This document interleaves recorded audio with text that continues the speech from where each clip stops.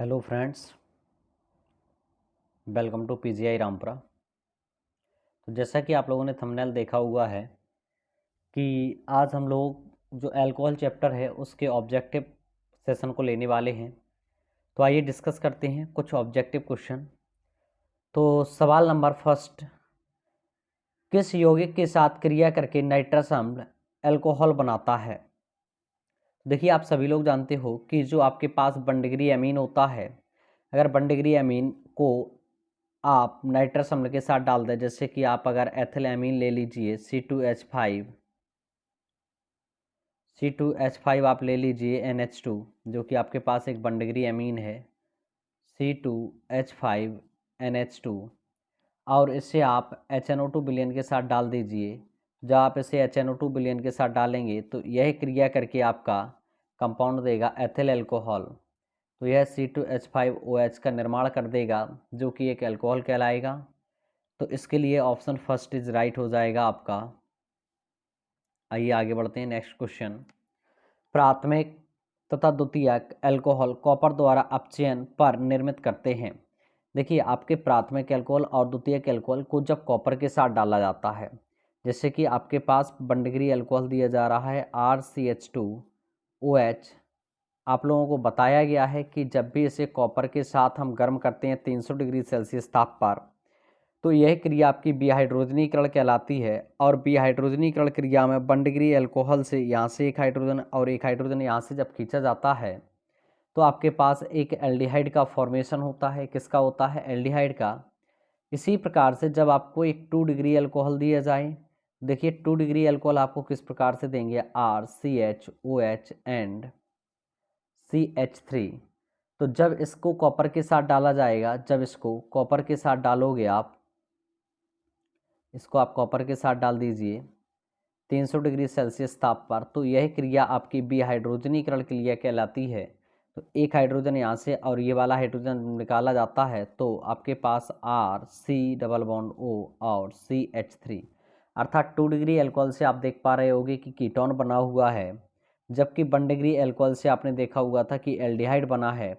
तो इस प्रकार से इसका ऑप्शन हो जाएगा फर्स्ट इज राइट, कि जब प्राथमिक तथा द्वितीयक अल्कोहल का आप अपचयन करते हो तो वहाँ पर आपका क्या क्या प्राप्त होता है, कॉपर के द्वारा अपचयन जब किया जाता है तो यह क्रिया आपकी विहाइड्रोजनीकरण कहलाती है और इसके द्वारा हमारा एल्डिहाइड एवं कीटोन बनता है। आइए नेक्स्ट क्वेश्चन देखते हैं। नेक्स्ट क्वेश्चन है, ZPCl3 से अपक्रिया कराने पर X प्राप्त होता है। इसी X को यदि एल्कोहलिक KOH के साथ डाल दिया जाए तो आपको बाई प्राप्त होता है, और उसी बाई कंपाउंड का आपका जल अपकरण करा दिया जाए H2SO4 की उपस्थिति में, तो आपका पुनः Z कंपाउंड प्राप्त हो जाता है। तो देखिए, ये जो आपके पास बॉन्ड दिया गया है कि जो Z है, आइए एक एक से चेक करते हैं हम लोग। तो फर्स्ट ऑप्शन को जब हम देखेंगे, तो फर्स्ट ऑप्शन अगर जब हम चेक करेंगे तो देखिए आपके पास क्या होगा। फर्स्ट ऑप्शन दिया गया है आपके पास propanol CH3 CH2 CH2 OH। आप इसे डालोगे किसके साथ? PCl3 विलयन के साथ, और PCl3 विलयन के साथ डालने पर आपको एक प्रोपिल क्लोराइड मिलेगा CH3 CH2 CH2 और Cl। अब आप इसे डालोगे अल्कोहलिक KOH के साथ। जब आप इसे अल्कोहलिक KOH के साथ डालोगे प्रोपिल क्लोराइड को, तो देखिए आपके पास अब कंपाउंड क्या बचेगा। जब आप इसे अल्कोहलिक KOH के साथ डालोगे तो यहाँ से आपका KCl विलयन निकल जाएगा और H2O निकल जाएगा। जब H2 आपके पास निकल जाएगा तो आपके पास एक फॉर्मेशन बचेगा 1 प्रोपीन का। तो यहाँ जो आपके पास रिएक्शन होगी आगे, वह होगी 1 प्रोपीन बच जाएगा आपका। देखिए किस प्रकार से, CH3 CH double bond CH2, तो ये कंपाउंड बन गया। अब इसी कंपाउंड का आपको जल अपघटन कराना है। जब आप इस कंपाउंड का जल अपघटन कराओगे तो आप पाओगे कि यहाँ पर आपके पास जो कंपाउंड बचेगा वह आपका, जब आप इसके साथ करवाओगे जल अपघटन, तो यह बॉन्ड आपका इधर ब्रेक होगा, इस पर नेगेटिव चार्ज आएगा और इस पर कैसा आएगा, पॉजिटिव चार्ज। तो आपको प्राप्त हो जाएगा एक 2 डिग्री अल्कोहल। क्या प्राप्त हो जाएगा?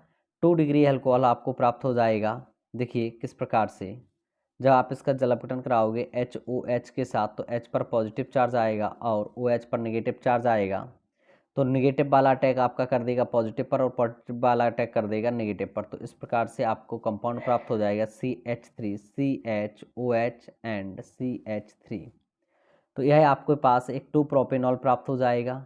अब देखिए जो ये कंपाउंड रखा हुआ है यह तो Z है नहीं, क्योंकि जो आपने Z लिया हुआ था वह आपके पास 1 प्रोपेनॉल था, क्या था, और आपको प्राप्त हुआ है 2 प्रोपेनॉल। तो इस हिसाब से आपका फर्स्ट ऑप्शन तो होगा नहीं।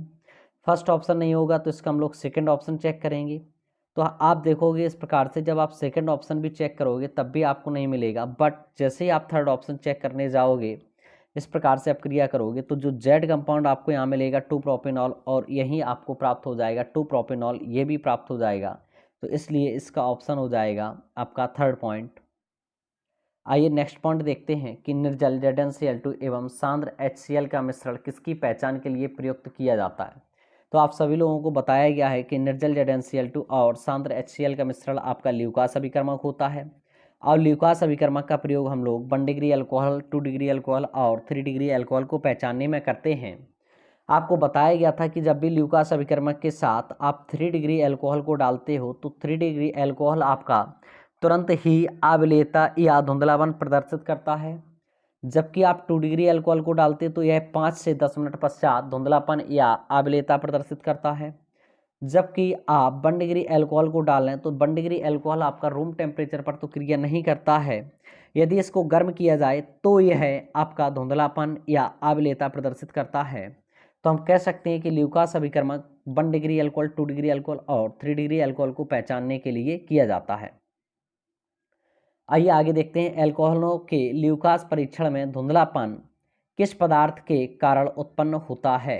तो यह जो ऑप्शन दिया जा रहा है इसमें आपका एल्किल क्लोराइड बनता है। क्या बनता है? एल्किल क्लोराइड, जो आपका एल्कोहल की जब अब भी आप रिएक्शन कराते हो, कोई भी आप एल्कोहल ले लीजिए ROH और इसको आप डाल देंगे किसके साथ, सांद्र HCl और निर्जल ZnCl2 मिश्रण के साथ, तो आपको एक RCl कंपाउंड प्राप्त होगा जो कि आपका एक एल्किल क्लोराइड होगा।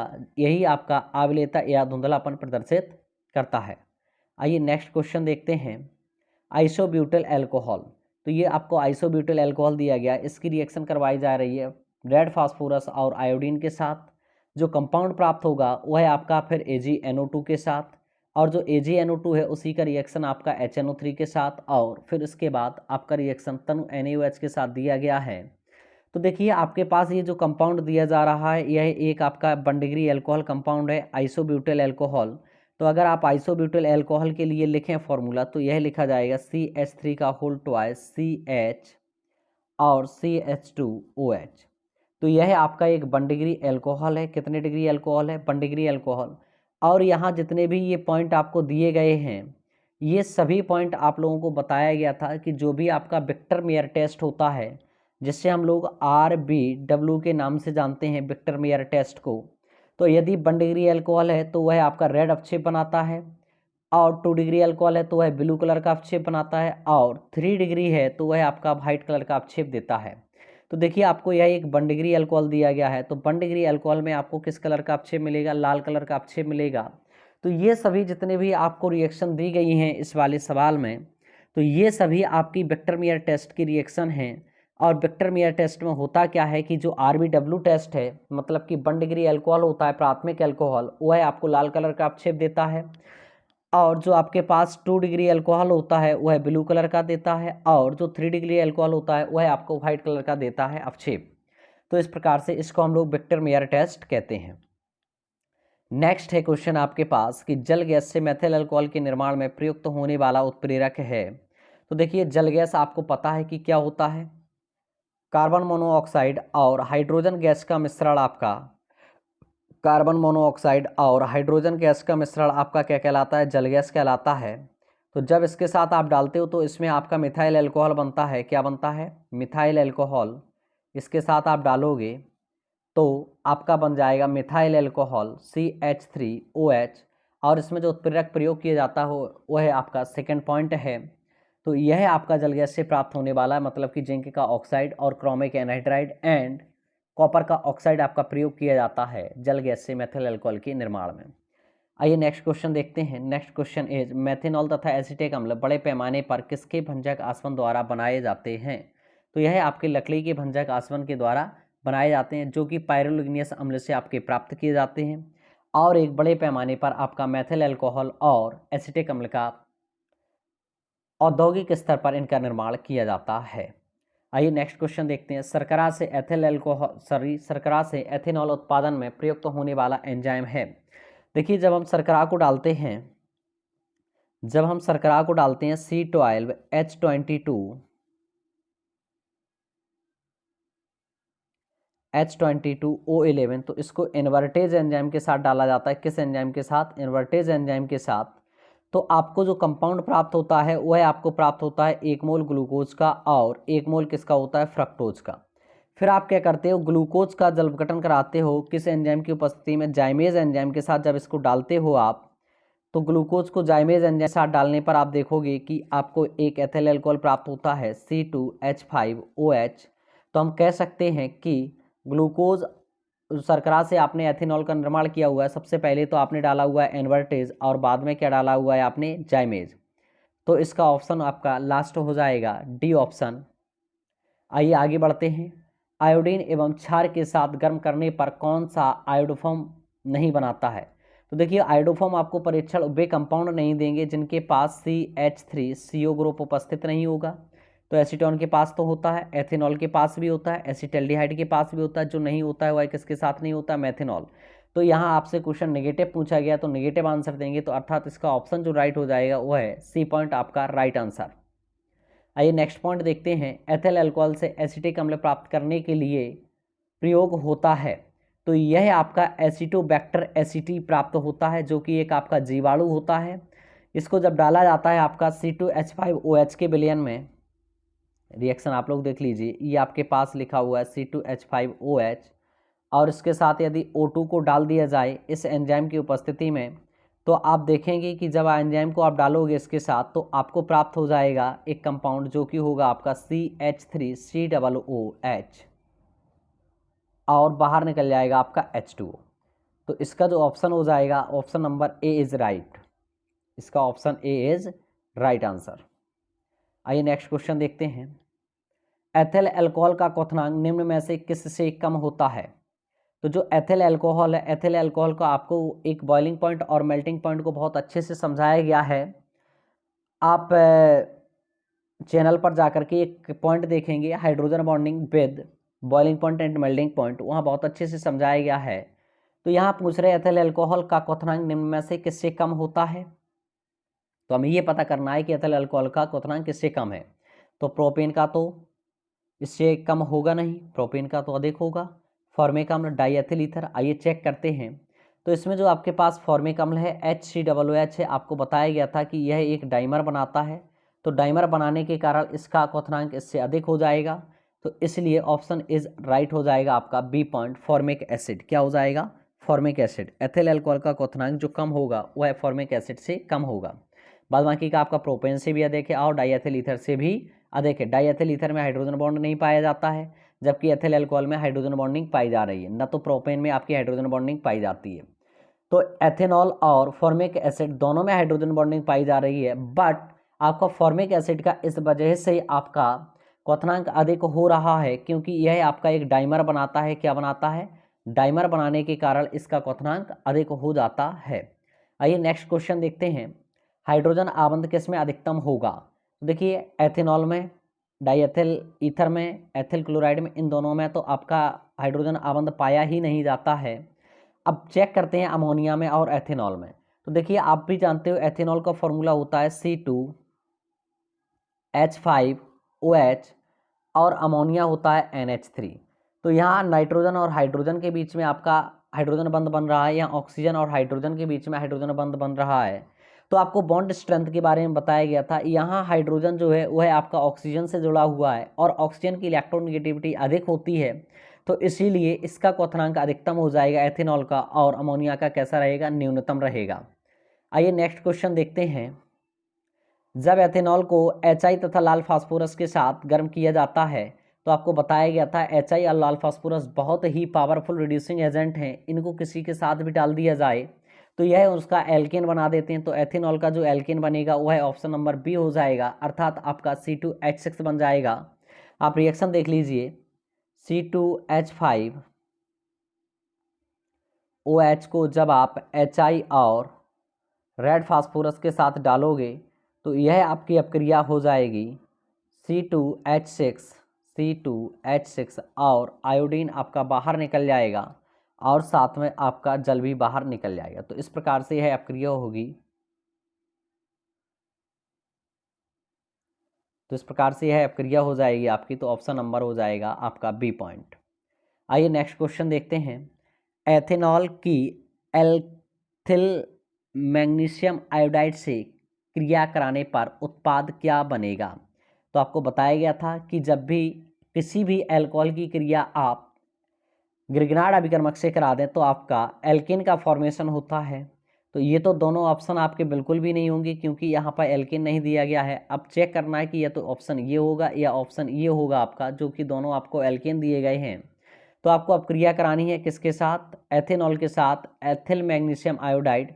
तो आप रिएक्शन लिखोगे C2H5OH और एथिल मैग्नीशियम आयोडाइड का फॉर्मूला होगा C2H5MgI। तो इस प्रकार से आपको पता है कि यहाँ जो अपक्रिया होगी आपकी, जो एथिल मैग्नीशियम आयोडाइड में जो एथिल ग्रुप है वह हाइड्रोजन ले जाएगा तो आपका बन जाएगा C2H6 और शेष जो आपके पास बचेगा वह होगा C2H5OMgI। तो इस प्रकार से आपका जो कंपाउंड बना हुआ है वह कंपाउंड है एथेन। तो आपका ऑप्शन हो जाएगा ए इज राइट आंसर। आइए नेक्स्ट क्वेश्चन देखते हैं। 20 नंबर इज ल्यूकास अभिकर्मक का प्रयोग मोनोहाइड्रिक एल्कोहल के विभेद में प्रयोग किया जाता है। तो अभी हम आपको बता चुके हैं कि जो ल्यूकास अभिकर्मक है यह 1 डिग्री अल्कोहल, द्वितीयक अल्कोहल और तृतीयक अल्कोहल तीनों में किया जाता है। तो इसका ऑप्शन लास्ट ऑप्शन हो जाएगा। आपको हमने बताया है कि 1 डिग्री अल्कोहल जो होता है वह है ल्यूकास अभिकर्मक के साथ रूम टेम्परेचर पर अपक्रिया नहीं करता है, लेकिन गर्म करने पर वह अपक्रिया करता है। अगर यही आपका 2 डिग्री अल्कोहल दे दिया जाए तो इसको अपक्रिया करने में 5 से 10 मिनट लगते हैं और यह धुंधलापन या अम्लता प्रदर्शित करता है। जबकि 3 डिग्री अल्कोहल को यदि ल्यूकास अभिकर्मक के साथ डाला जाता है तो यह तुरंत ही आपका धुंधलापन या अम्लता प्रदर्शित करता है। तो इसका ऑप्शन हो जाएगा लास्ट। आइए नेक्स्ट पॉइंट। परिशोधित स्प्रिट में अल्कोहल होता है। तो जो परिशोधित स्प्रिट होता है उसमें अल्कोहल आपका 95.5% होता है और जो शेष बचा हुआ है 4.5% वह आपका H2O होता है। क्या होता है? H2O। आइए नेक्स्ट क्वेश्चन देखते हैं। तो यहीं आपके क्वेश्चन कंप्लीट होते हैं अल्कोहल चैप्टर के। तो आप सभी लोग ये जो ऑब्जेक्टिव सेशन के जितने भी वीडियो बने हुए हैं आप लोग इस डिस्क्रिप्शन में जा कर के एक बार चेक कर लेंगे कि जितने भी आपके ऑर्गेनिक कंपाउंड्स हैं तो सभी पर मैं बनाने का प्रयास कर रहा हूं। और आज आपको अल्कोहल का प्राप्त हुआ है, कल आपको फिनॉल का प्राप्त हो जाएगा। तो इस प्रकार से आप लोग कंपाउंड्स को अच्छे से क्लियर करते हुए चलिएगा और ऑब्जेक्टिव सेशन को लगाते हुए चलिएगा। Thank you for today, all the best.